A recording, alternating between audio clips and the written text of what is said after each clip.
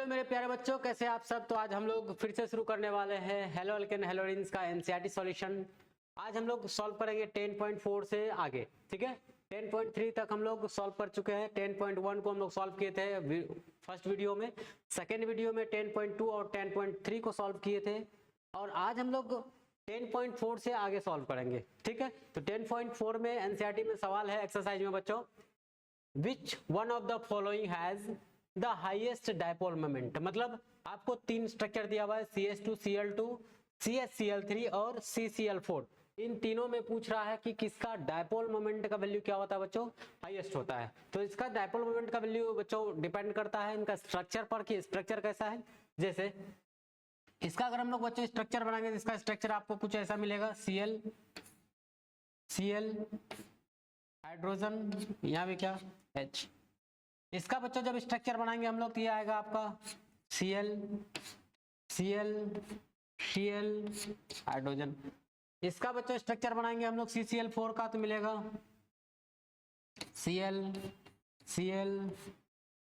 और ये।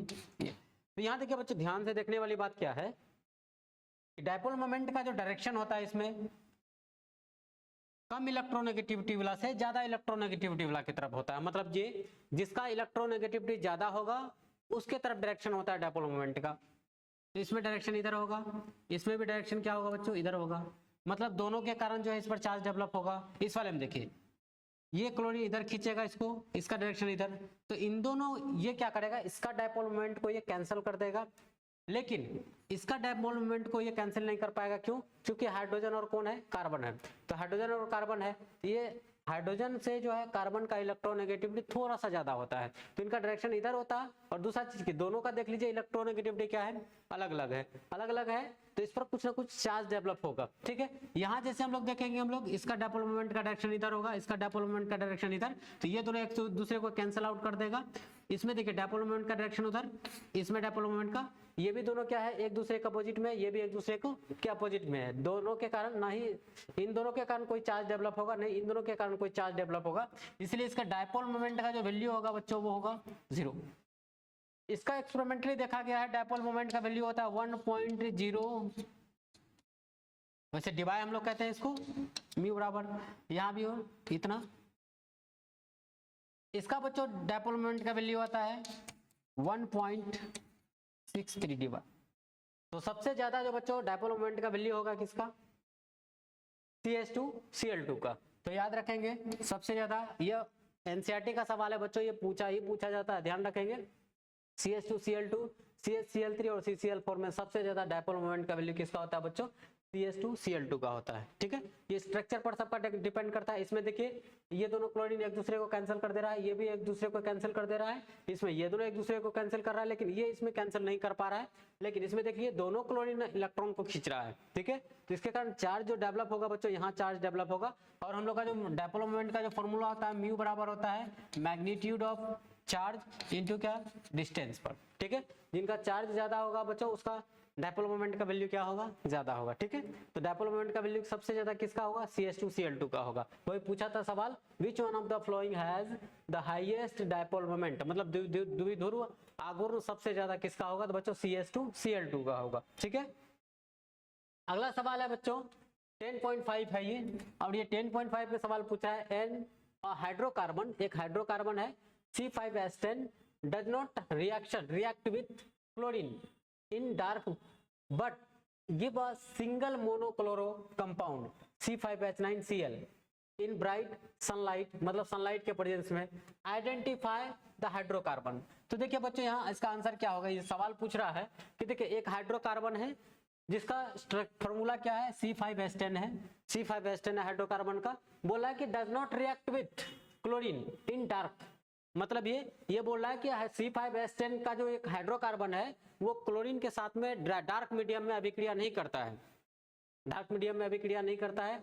तो यहाँ से क्लियर हो गया, अगर डार्क मीडियम में हाइड्रोकार्बन अभिक्रिया नहीं करता है तो साइक्लो होगा, तो साइक्लो होगा। और वो क्या बोल रहा है कि वो क्या करता है, ये हाइड्रोकार्बन रिएक्ट करता है क्लोरीन के साथ में सनलाइट के उपस्थिति में, तो वो बनाता है मोनोक्लोरो कंपाउंड। मोनोक्लोरो कंपाउंड कौन सा बनाता है बच्चों, वो बनाता है C5H9Cl in bright sunlight identify the hydrocarbon, ठीक है। तो इसका आंसर क्या लिखेंगे बच्चों, आंसर लिखेंगे हम लोग, चूंकि क्योंकि हाइड्रोकार्बन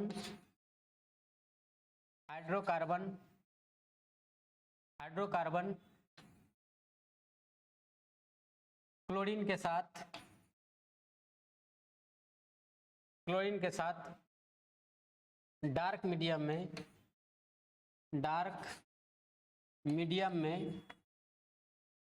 रिएक्ट नहीं करता है।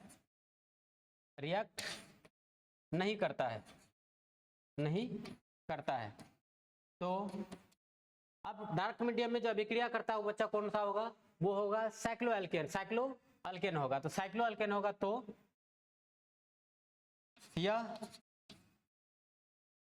साइक्लोअल्केन होगा। साइक्लोअल्केन कौन सा होगा बच्चों? तो देखिए यह हम लोग याद रखेंगे, फिर छोड़िए यहाँ नहीं बनाते हम लोग, इधर बना देते हैं। वो होगा बच्चों साइक्लोपेंटेन का देख लीजिए। और ये डार्क मीडियम में जब क्लोरीन के साथ में रिएक्ट करता है, डार्क मीडियम में क्लोरीन के साथ रिएक्शन करता है, तो ये देखिए इसका फॉर्मूला होता है बच्चों C5H10। हम लोग जानते हैं एक हाइड्रोजन किसी भी पोजीशन पर, सब पोजीशन पर सेम होता है हाइड्रोजन, किसी भी पोजीशन का एक हाइड्रोजन को एक क्लोरीन के साथ बाहर कर देंगे बच्चों, बन जाएगा वो HCl। और एक क्लोरीन को जिस पोजीशन से आप निकालेंगे हाइड्रोजन को, वहां हाइड्रोजन को उस पोजीशन पर एक क्लोरीन को जोड़ देंगे, तो ये बन जाएगा हम लोग का C5H9Cl। ये सब सवाल वो पूछ रहा था, तो वो जो होगा हम लोग का कौन सा होगा? साइक्लोपेंटेन होगा। मतलब ये जो सवाल पूछ रहा है कौन सा हाइड्रोकार्बन होगा जो C5H10 वाला फॉर्मूला का कौन सा हाइड्रोकार्बन होगा जो एक बार डार्क मीडियम में मोनोक्लोरो कंपाउंड C5H9Cl बनाएगा। तो हम लोग का आंसर क्या होगा बच्चा? वो कौन सा होगा? साइक्लोपेंटेन होगा। ठीक है, आंसर क्या होगा उसका? साइक्लोपेंटेन होगा।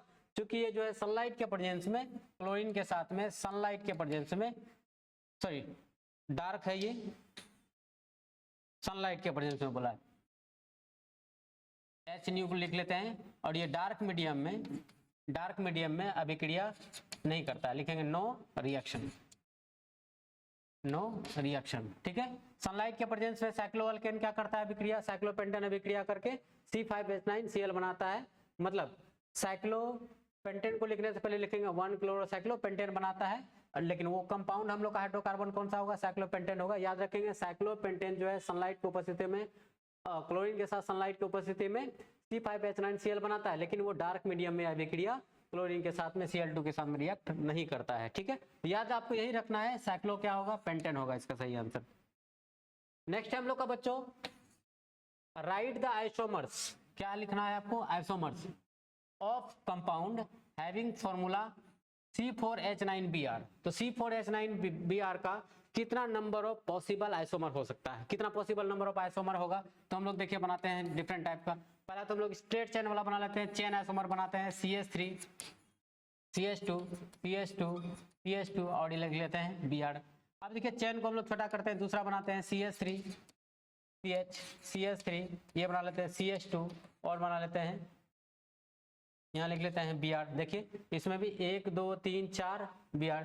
तीसरा बनाते हैं हम लोग, अब 2 ब्रांच बना लेते हैं हम लोग, CH3 यहाँ लगा लेते हैं हम लोग Br।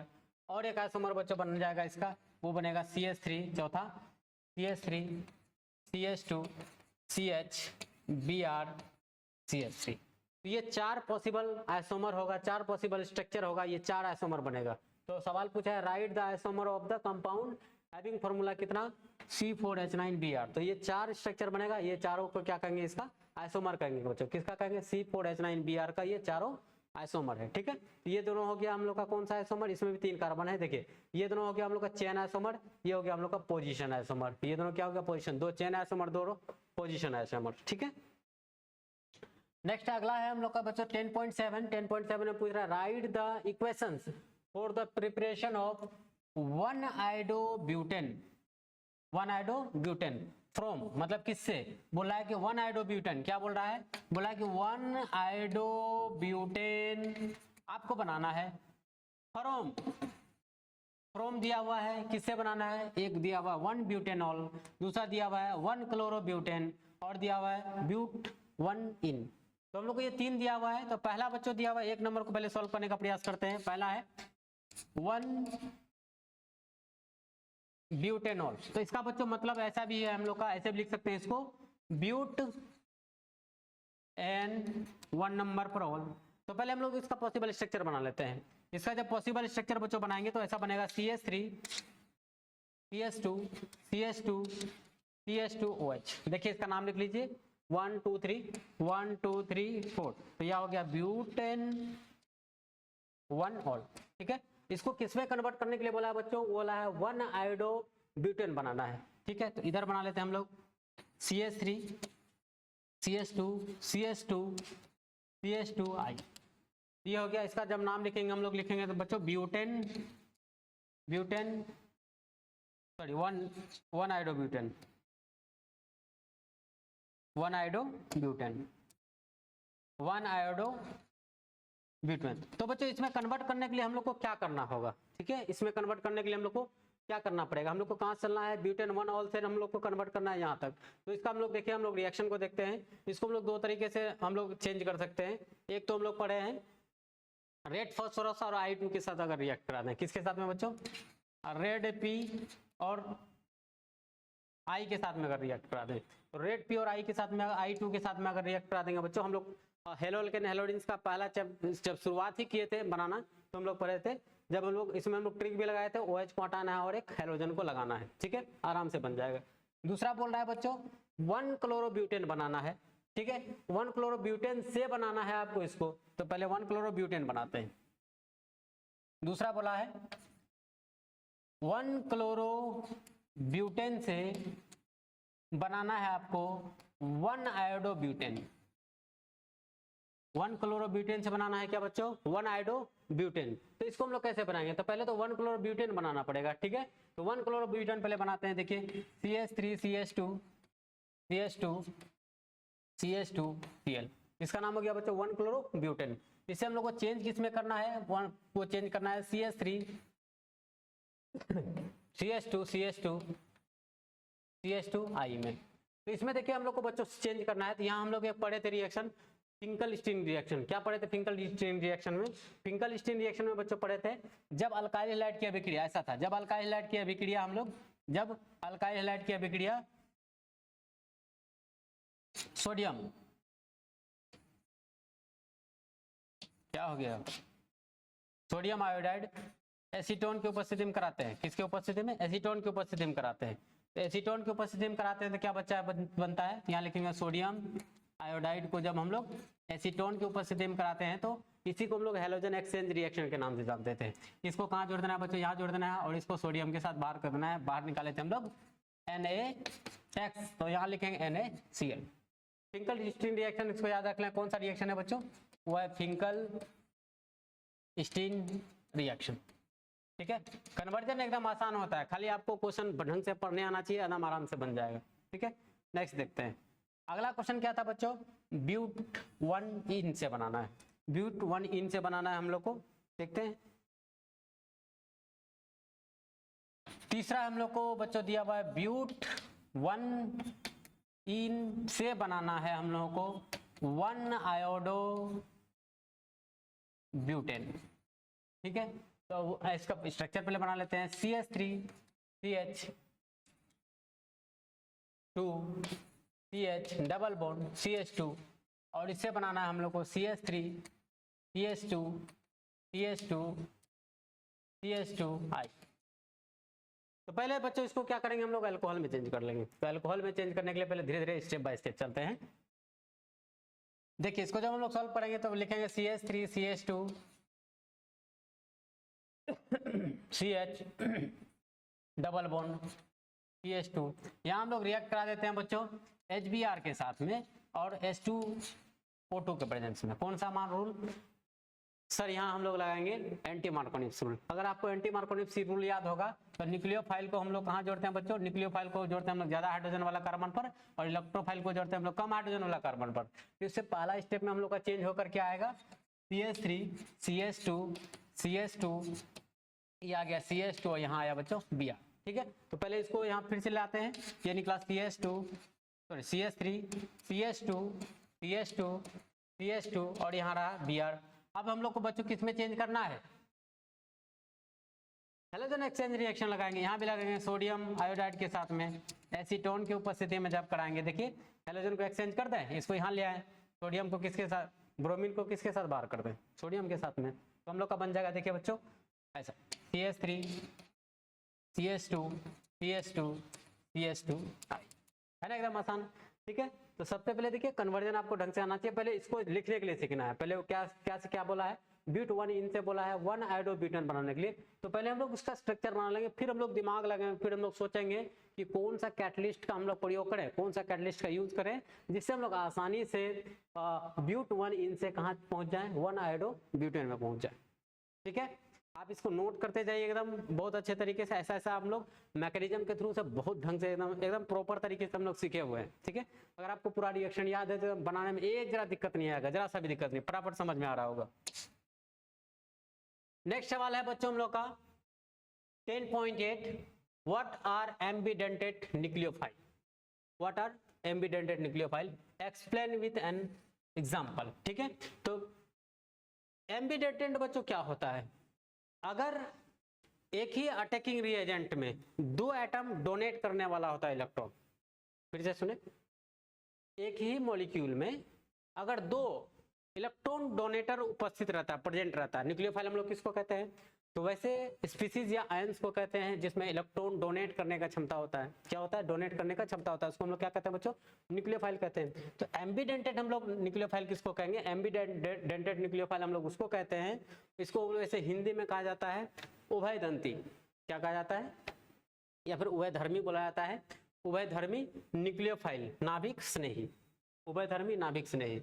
तो उभयधर्मी नाभिक स्नेही किसको कहेंगे, अगर एक ही मॉलिक्यूल में, एक ही अटैकिंग रिएजेंट में 2 डोनर एटम इलेक्ट्रॉन डोनेट करने वाला होगा, 2 डोनर एटम प्रेजेंट होगा, तो वैसे मॉलिक्यूल को या फिर वैसे अटैकिंग रिएजेंट को ही हम लोग क्या कहते हैं, एम्बिडेंटेड न्यूक्लियोफाइल कहते हैं। उसी को हम लोग डेफिनेशन में लिखे हुए हैं, nucleophile which can attack through 2 different sides की जगह पर जब हम लोग क्या लिख सकते हैं बच्चों, 2 डिफरेंट एटम्स, ठीक है, आर कॉल्ड एम्बिडेंटेड न्यूक्लियोफाइल। साधारण सा बात याद रखेंगे, वह न्यूक्लियोफाइल होगा जिसमें 2 डिफरेंट एटम अटैक करता है किसी भी साइड पर, तो उसको हम लोग कहते हैं, या फिर ऐसे भी बोल सकते हैं, वह न्यूक्लियोफाइल जिसमें 2 डोनर एटम प्रेजेंट रहेगा, तो उसी को हम लोग क्या कहते हैं बच्चों, एम्बिडेंटेड लिगेंड। एक ही मॉलिक्यूल में जब 2 डोनर एटम उपस्थित रहेगा उसको कहेंगे एम्बिडेंटेड न्यूक्लियोफाइल, या फिर कहेंगे उभयधर्मी नाभिक स्नेही। ठीक है, जैसे एग्जांपल हम लोग हेलो अल्केन हेलोनिन जब पढ़े थे, हम लोग एक पढ़े थे, ऐसा पढ़े थे, अगर आपको याद होगा RX, वहां पढ़े थे KCN, तो KCN जब पढ़े थे बच्चों, तो वहां से हम लोग का निकला था ऐसा न्यूक्लियोफाइल। ठीक है, न्यूक्लियोफाइल ऐसा निकला था, तो हम लोग बनाए थे रिएक्शन RCN। ठीक है, बाहर एक निकाले थे हम लोग KX, लेकिन यही आपके साथ बच्चों समस्या आ गया था, अगर RX का विक्रिया, अल्काइल हैलाइड का विक्रिया अगर हम लोग AgCN के साथ कराए थे, AgCN के साथ जब कराए थे बच्चों, तो इसमें लिखे थे हम लोग ऐसा न्यूक्लियोफाइल। अब यहाँ किस पर, नाइट्रोजन पर negative charge, nitrogen atom donate करेगा इलेक्ट्रॉन इसको, यहाँ देखिए कार्बन एटम डोनेट कर रहा है इसको, तो यहाँ हम लोग जब बच्चों रिएक्शन बनाए थे वहां लिखे थे NC प्लस AgF। एकदम आसान है, देखिए दोनों में देखिए है तो एक ही तरह का अटैकिंग रिएजेंट है ना, कौन, साइनाइड ही है, यहाँ भी कौन है, साइनाइड ही है, लेकिन साइनाइड पर देख लीजिए एक में कार्बन पर नेगेटिव चार्ज आ रहा है, एक में किस पर आ रहा है, तो हम लोग का एक तो एग्जांपल हो जाता है बच्चों CN, एक तो एग्जांपल हो जाता है हम लोग का CN जो है क्या है, एम्बिडेंटेड न्यूक्लियोफाइल है। दूसरा हम लोग बच्चों देखे थे, दूसरा था हम लोग का ऐसा लिखे थे RX, एक पढ़े थे हम लोग AgKNO2, जब KNO2 को तोड़ते हैं बच्चों, तो यहां निकला था हम लोग का ऑक्सीजन पर नेगेटिव चार्ज, ऐसा न्यूक्लियोफाइल। जब इसको हम लोग रिएक्ट प्रोडक्ट बनाए थे तो ऐसा लिखे थे हम लोग N डबल बॉन्ड O, मतलब ऑक्सीजन एटम इलेक्ट्रॉन डोनेट कर रहा है। लेकिन दूसरा ये भी देखे थे RX, और यहाँ लिखे थे हम लोग AgNO2, क्या लिखे थे बच्चों, AgNO2, तो यहाँ हम लोग का निकला था NO2 नेगेटिव इस पर, या फिर इसी को हम लोग लिखे थे ऐसा ON, इस पर क्या negative charge double bond O, तो यहाँ देखिए किस पर है, तो दोनों NO2 ही, तो यहाँ से हम लोग बच्चों रिएक्शन बनाए थे RNO2। तो हम लोग को अगर एग्जांपल पूछेगा एम्बिडेंटेड न्यूक्लियोफाइल का एग्जांपल बताइए, तो हम लोग कहेंगे बच्चों एक तो CN है, दूसरा कौन है, NO2। ठीक है, इसमें देखिए या तो कार्बन डोनेट कर सकता है इलेक्ट्रॉन, या तो नाइट्रोजन करता है, इसमें भी देखिए या तो ऑक्सीजन करता है इलेक्ट्रॉन डोनेट, या तो नाइट्रोजन करता है। तो मतलब एक ही अटैकिंग रिएजेंट में अगर दो डोनर एटम प्रेजेंट रहता है तो उसी को हम लोग कहते हैं एम्बीडेंटेड न्यूक्लियोफाइल, या फिर उसी को कहते हैं हम लोग उभयधर्मी नाभिक स्नेही। ठीक है, आगे आपको समझ में। एग्जाम्पल के तौर पे अगर आप इसको लिखना चाहते हैं तो एकदम लिख सकते हैं, क्योंकि वो आसानी से सब कुछ क्लियरिटी चलता रहे। चलिए आज हम लोग शुरू करते हैं। नेक्स्ट अगला है हम लोग का बच्चों 10.9। क्या है 10.9? 10.9 क्वेश्चन क्या कर रहा है, पहले क्वेश्चन को समझते हैं।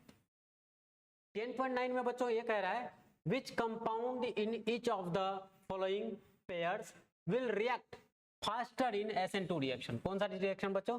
SN2 reaction. बोल रहा है SN2 रिएक्शन में कौन जल्दी जल्दी फास्ट में रिएक्ट करेगा। तो यहाँ ये देखना है कि ट्रांजिशन स्टेट जल्दी किस में मिलेगा। ट्रांजिशन स्टेट किस में मिलेगा, क्योंकि SN1 रिएक्शन में बच्चों दो स्टेट में रिएक्शन होता है। पहले वो कार्बोकेटायन बनाता है, फिर वो क्या करता है न्यूक्लियोफाइल उस पर अटैक करता है दूसरा स्टेप में। और SN2 में क्या होता है बच्चों, ट्रांजिशन स्टेट मिलता है और अभिक्रिया एक ही स्टेप में होता है। तो याद रखेंगे एक ही स्टेप में होता है तो कौन जल्दी लिविंग ग्रुप होगा इसमें। लिविंग ग्रुप जैसे हम लोग का बच्चों दो है, यहाँ भी CH3 है। देखिए बच्चों यहाँ पे CH3Br है, तो CH3Br है, और एक हम लोग का बच्चों CH3I। तो अगर हम लोग तुलना करें दोनों में तो इसका जो इससे जो निकलेगा हम लोग को न्यूक्लियोफाइल नेगेटिव, इससे निकलेगा आयोडीन। तो दोनों का साइज जो होता है बच्चों, साइज आयोडीन का बड़ा होता है। किसका होता है? आयोडीन का बड़ा होता है। और ये अच्छा लिविंग ग्रुप होता है। इसके तुलना में इसका बॉन्ड जो है, बॉन्ड लेंथ क्या होता है, ज्यादा होता है। ज्यादा होने के कारण क्या होगा, ये जल्दी टूट जाएगा और ये जल्दी लिविंग हो जाएगा, ग्रुप कहलाएगा। मतलब जल्दी से ये आयोडीन माइनस दे देगा, लेकिन ये आयोडीन माइनस देने में क्या करेगा, थोड़ा सा लेट करेगा। मतलब इसका रिएक्टिविटी क्या होगा, कम होगा, और इसका रिएक्टिविटी क्या होगा, ज्यादा होगा। तो हम लोग कहेंगे किसका होगा, आंसर क्या होगा हम लोग को बच्चों, CH3I होगा। इसमें CH3Br और CH3I में SN2 रिएक्शन में अगर भाग लेगा तो कौन जल्दी जल्दी फास्ट रिएक्शन करेगा, तो हम लोग का कौन आएगा, CH3I। दूसरा है हम लोग का बच्चों, इसमें एक है 3 डिग्री और एक में है 1 डिग्री। तो बच्चों अगर आपको याद होगा तो इसमें देखिए 3 डिग्री में क्या है, बल्कि ग्रुप जुड़ा हुआ है। कौन सा ग्रुप जुड़ा हुआ है, बल्कि ग्रुप जुड़ा हुआ है। देखिए तीनों तरफ CH3 और यहाँ है Cl। लेकिन इसमें देखिए तो कोई बल्कि ग्रुप नहीं जुड़ा हुआ है, सिर्फ और सिर्फ क्या है, हाइड्रोजन है। तो हाइड्रोजन है सॉरी इसमें देखिए बल्कि ग्रुप नहीं जुड़े होने के कारण इसमें जल्दी ट्रांजिशन स्टेट मिलेगा और ये जल्दी रिएक्ट कर जाएगा, जबकि इसमें रिएक्ट करने में देर लगेगा, क्योंकि इसको न्यूक्लियोफाइल को पीछे से अटैक करना पड़ेगा बेचारा को। क्योंकि बल्कि ग्रुप जो जुड़ा हुआ है जल्दी वो अटैक करने नहीं देगा, लेकिन इसमें बल्कि ग्रुप नहीं होने के कारण ये जल्दी जल्दी क्लोरीन निकलेगा। और सबसे ज्यादा जो तेज होगा बच्चों रिएक्शन SN2 रिएक्शन, वो किस में होगा, CH3Cl में है। कारण इसका ये देंगे इसमें, क्योंकि CH3 का होल 3 में 3 डिग्री अल्काइल हैलाइड में तीनों तरफ देखिए यहाँ बल्कि ग्रुप जुड़ा हुआ है, जबकि इसमें बल्कि ग्रुप प्रेजेंट नहीं है। इसीलिए ये जल्दी से टूट करके इधर से न्यूक्लियोफाइल पीछे से अटैक करेगा, पीछे से अटैक करने के कारण जो है क्लोरीन को जल्दी से निकाल देगा और ये जल्दी प्रोडक्ट बना लेगा। ठीक है, SN2 रिएक्शन में वो काफी तेजी से अभिक्रिया रिएक्ट करेगा। ठीक है, तो याद रखेंगे पहला CH3Br और CH3I में SN2 रिएक्शन में सबसे ज्यादा फास्टर क्या होगा बच्चों, CH3I होगा। कारण क्योंकि Br और I में आयोडीन का साइज ज्यादा होता है। साइज बड़ा होने के कारण इसका जो बॉन्ड लेंथ होता है बच्चों ज्यादा होता है। बॉन्ड लेंथ ज्यादा होने के कारण किसका, आयोडीन का बॉन्ड लेंथ ज्यादा होता है। बॉन्ड लेंथ ज्यादा होने के कारण जो है बॉन्ड जल्दी टूटता है। जल्दी टूटने के कारण वो जल्दी रिएक्ट करता है। इसमें भी बच्चों क्या होता है, इसमें न्यूक्लियोफाइल जैसे अटैक करता है, ये ट्रांजिशन स्टेट जल्दी इसमें मिलता है। ट्रांजिशन स्टेट जल्दी मिलने के कारण जो है ये फास्टर अभिक्रिया करता है SN2 रिएक्शन में। लेकिन ये इसमें अगर पूछेगा इसमें क्यों नहीं, तो इसमें कहेंगे बच्चों तीनों तरफ यहाँ क्या है, 3 अल्काइल ग्रुप है और बल्कि ग्रुप होने के कारण जो है SN2 रिएक्शन क्या होता है, स्लो होता है इसमें। ठीक है, CH3Cl में क्या होता है, फास्टर होता है। कौन सा रिएक्शन, SN2 रिएक्शन। तो इसका आंसर हम लोग का CH3I हो जाएगा। इसका आंसर क्या हो जाएगा बच्चों, CH3Cl हो जाएगा। ठीक है, आगे आपको समझ में अच्छे से।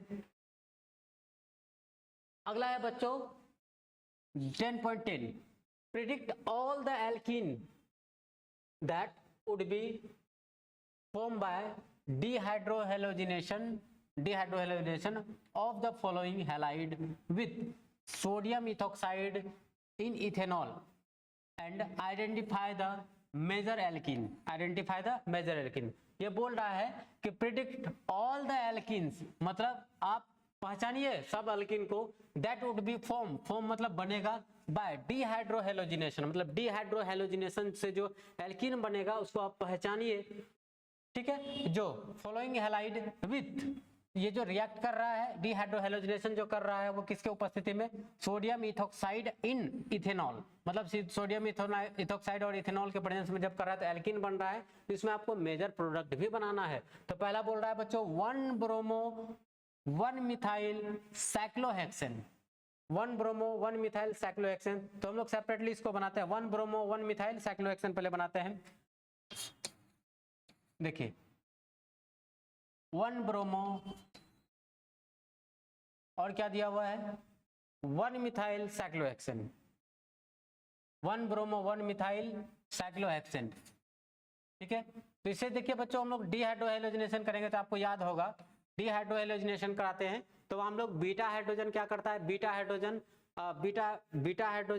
पड़ोस वाला हाइड्रोजन को लेकर के क्या होता है, भागता है, बीटा हाइड्रोजन पड़ोस वाला हाइड्रोजन को लेकर भागता है। तो हम लोग का देखिए बच्चों कहीं से भी हम लोग एक निकाल लेंगे, कहीं से भी जब हम लोग निकालेंगे तो देखिए यहाँ ब्रोमीन है तो इससे जुड़ा हुआ है, देखिए ये भी बीटा कार्बन है, ये भी बीटा कार्बन है और ये भी बीटा कार्बन है, तीनों बीटा कार्बन है। तो किसी भी एक पोजीशन से आपको क्या करना है, अब हम लोग जो रिएक्शन पढ़े थे वो अल्कोहलिक KOH के पढ़े थे, लेकिन यहाँ बोला है कि इसके साथ में रिएक्ट नहीं कराना है, आपको कराना है सोडियम इथोक्साइड के C2H5ONA और किसके प्रेजेंस में C2H5OH इथेनॉल के प्रेजेंस में। तो इसके भी प्रेजेंस में बच्चों डिहाइड्रोहेलोजिनेशन ही होता है। डिहाइड्रोहेलोजिनेशन का मतलब हम लोग का क्या होता है, हाइड्रोजन क्या होगा, हेलोजन को लेकर के बाहर निकलेगा, एलिमिनेशन रिएक्शन हम लोग को यहाँ लगाना है। कैसे बनाएंगे, देखिए यहाँ हम लोग डायलॉग याद किए थे, यहाँ डायलॉग याद किए थे कि बेटा हाइड्रोजन पड़ोसी का हेलोजन को लेकर भाग जाओ, बेटा हाइड्रोजन पड़ोसी का हेलोजन को लेकर भाग जाओ और अल्फा बीटा के बीच में कौन सा बॉन्ड लगा, डबल बॉन्ड लगा। तो यहाँ से देखिए बच्चों हम लोग को 2-3 तरह से तरीका हम आपको बताते हैं, ठीक। अगर यहाँ का बीटा का हाइड्रोजन लेकर के भागता है तो हम लोग का प्रोडक्ट बनेगा बच्चों ऐसा, देखिए सॉरी CH2। लेकिन अगर यहाँ का लेकर भागता है या तो हम लोग का बनेगा बच्चों ऐसा,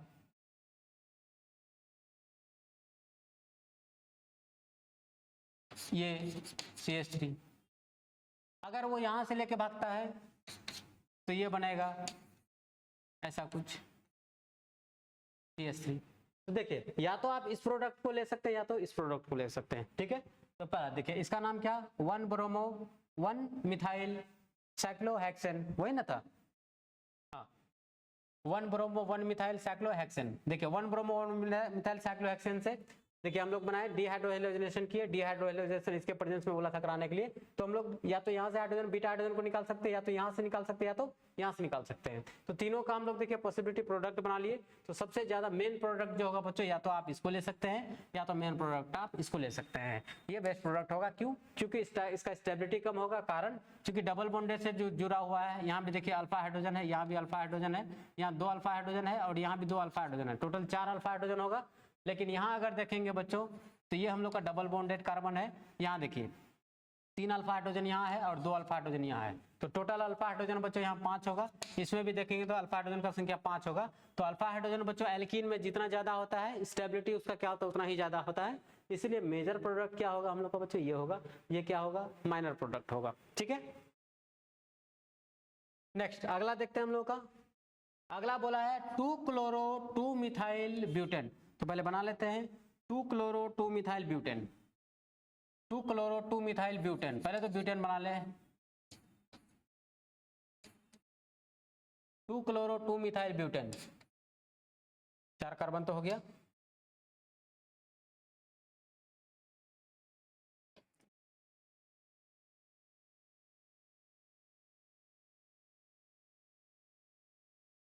देखिए ऐसा कुछ है CH2, ये हो गया हम लोग का बच्चों क्या, ये हम लोग का 2 क्लोरो, नंबरिंग कर लेंगे हम लोग 1 2 3 4, ठीक है। ये हो गया 2 क्लोरो 2 मिथाइल ब्यूटेन। इसका बोला है क्या, अभिक्रिया कराने के लिए। अभिक्रिया अगर कराने बोला है तो बोला है सोडियम इथोक्साइड के साथ में C2H5ONA, किसके प्रेजेंस में, C2H5OH के प्रेजेंस में, इथेनॉल का प्रेजेंस में बोला है अभिक्रिया कराने के लिए। तो इससे बच्चों मेजर प्रोडक्ट क्या बनेगा, तो हम लोग का देखिए वही कहानी होगा, समझिए जरा सा। हेलोजन से जुड़ा हुआ, कार्बन से जो जुड़ा हुआ रहेगा, ये भी हो गया बीटा कार्बन, यहाँ भी आएगा बच्चों बीटा कार्बन और यहाँ भी आएगा बीटा कार्बन। तो तीनों का पॉसिबिलिटी हम लोग 3 तरह का प्रोडक्ट बनाते हैं। अगर यहाँ का बीटा कार्बन अगर हेलोजन को लेकर के भागता है तो हम लोग का प्रोडक्ट बनेगा CH3 CH2 C double bond CH2 CH3, ऐसा बनेगा। या अगर यहाँ का अगर बीटा हाइड्रोजन लेकर के भागता है तो हम लोग का प्रोडक्ट बनेगा CH3 CH2 C double bond CH2 और ये बनेगा बच्चों CH3। या अगर यहाँ का बीटा हाइड्रोजन हेलोजन को लेकर के भागता है तो हम लोग का प्रोडक्ट बनेगा CH3 CH double bond C CH3 ये रहा CH3। तो इन तीनों में बच्चों देखना है अल्फा हाइड्रोजन किस में ज्यादा है, क्या है किस में अल्फा हाइड्रोजन है, तो चेक कर लेते हैं। इसमें अगर देखेंगे डबल बॉन्डेड कार्बन को पहले पकड़िए, डबल बॉन्डेड कार्बन को पकड़िए, डबल बॉन्डेड कार्बन में देखिए ये भी अल्फा कार्बन हुआ, ये भी क्या होगा अल्फा कार्बन हुआ, ये भी क्या होगा अल्फा कार्बन। तो टोटल अल्फा कार्बन अगर इसमें देखेंगे बच्चों 9 अल्फा कार्बन है, सॉरी अल्फा हाइड्रोजन है। अल्फा हाइड्रोजन कितना 9 है। इस वाले में चेक करते हैं, देखिए डबल बॉन्डेड कार्बन को पकड़िए, देखिए 3 और 2 5, अल्फा हाइड्रोजन का संख्या कितना है 5 है।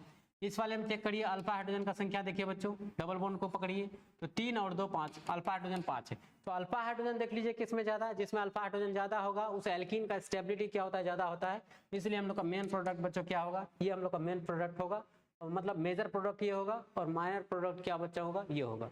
ठीक है, ऐसा रिएक्शन हम लोग पढ़े हुए हैं। ये कैसे बना रहे हैं हम, ये बना रहे हैं हम लोग डिहाइड्रोहेलोजिनेशन बच्चों पढ़े हुए हैं हम, ट्रिक बता हुए हैं बेटा हाइड्रोजन पड़ोसी का हेलोजन को लेकर भाग जाओ और अल्फा बीटा के बीच में कौन सा बॉन्ड लगाओ, डबल बॉन्ड लगाओ। ठीक है, उस कंसेप्ट पर ये क्वेश्चन है। चलिए नोट करना चाहते हैं तो आप नोट कर सकते हैं। नेक्स्ट टॉपिक की तरफ हम लोग बढ़ते हैं।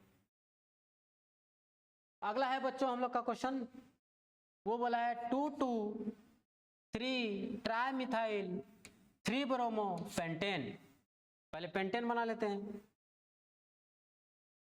पहले पेंटेन बनाते हैं 1 2 3 4 5। ठीक है, पेंटेन बना लिए। उसके बाद बच्चों क्या बोला है 2 2 3 पर ट्राइमिथाइल। ठीक है, 2 नंबर पर एक 3 नंबर पर CH3 ये रहा CH3। क्या उसके बाद क्या है 3 नंबर पर ही ब्रोमीन भी है, तो ब्रोमीन है तो इसको हटाना पड़ेगा, यहाँ पर ब्रोमीन भी है। ठीक है, उसके बाद CH2 ये हो गया CH3। तो अगर ध्यान से देखेंगे बच्चों तो हम लोग का हो गया, क्या बोला था वो 2 2 3 ट्राइमिथाइल 3 ब्रोमो पेंटेन। पेंटेन मतलब 5 कार्बन। देखिए अब इसका हम लोग नंबरिंग करेंगे, देखिए 1 2 3 4 5 नाम लिखेंगे तो 2 2 3 ट्राइमिथाइल 3 ब्रोमो पेंटेन है। ठीक है, इसको बोला है कि इसका मेजर प्रोडक्ट आपको बताना है क्या क्या बनेगा, मेजर प्रोडक्ट क्या क्या बनेगा। यहाँ भी हम लोग को डिहाइड्रोजनेशन ही कराना है, तो यहाँ भी देखें बच्चों सेम कंसेप्ट लगाएंगे हम लोग। एक बीटा हाइड्रोजन बीटा कार्बन यहाँ हो गया, एक बीटा कार्बन यहाँ हो गया, एक बीटा कार्बन यहाँ हो गया।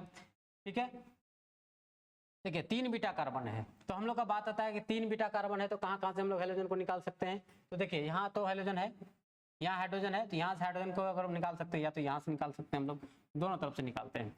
तो पहला वाला अगर यहाँ से हम लोग बच्चों निकालते हैं तो इसका प्रोडक्ट बनेगा CH3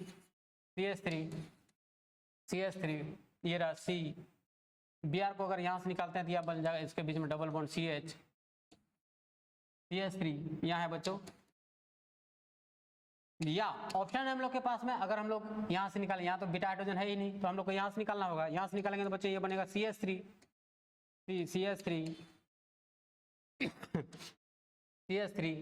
ठीक है। C यहाँ आएगा डबल बॉन्ड CH2 तो बच्चे इन दोनों में कंपेयर कर लेंगे हम लोग किसमें नंबर ऑफ अल्फा हाइड्रोजन ज्यादा है। यहाँ अगर देखेंगे अल्फा हाइड्रोजन कैसे निकालें, तो अल्फा हाइड्रोजन देखिए डबल बॉन्ड को पकड़िए, ये हो गया अल्फा कार्बन, ये हो गया अल्फा कार्बन, तो अल्फा हाइड्रोजन कितना 2, तो अल्फा हाइड्रोजन इसके पास बच्चों कितना है 2। इस वाले में चेक करिए हम लोग, डबल बॉन्ड को पकड़िए अल्फा हाइड्रोजन को देखिए, अल्फा कार्बन अल्फा हाइड्रोजन यहाँ 3, यहाँ अल्फा हाइड्रोजन 3 3 3 6, अल्फा हाइड्रोजन 6, इसलिए हम लोग का प्रोडक्ट क्या होगा ज्यादा, ये स्टेबल ज्यादा होगा। जो ज्यादा प्रोडक्ट स्टेबल होगा वो मेजर प्रोडक्ट होता है, जो कम स्टेबल होगा बच्चों वो क्या होगा, माइनर प्रोडक्ट होगा। तो हम लोग का सही आंसर क्या होगा बच्चों, ये होगा। ठीक है, आई होप आपको ये कितना पॉइंट था हम लोग का